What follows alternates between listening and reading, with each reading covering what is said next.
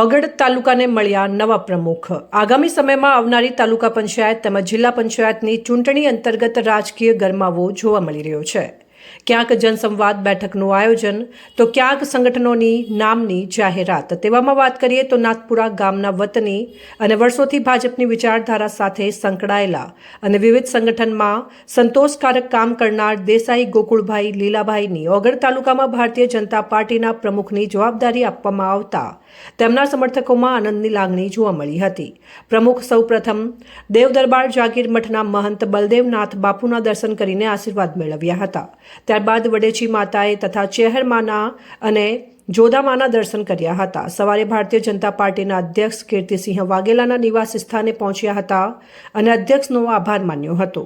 સાથે મોટી સંખ્યામાં સમર્થકો પણ જોડાયા હતા અને અધ્યક્ષે સૌને આવકાર્યા હતા। અહેવાલ જેડી ગજ્જર, બનાસ દર્શન ન્યૂઝ, બનાસકાંઠા।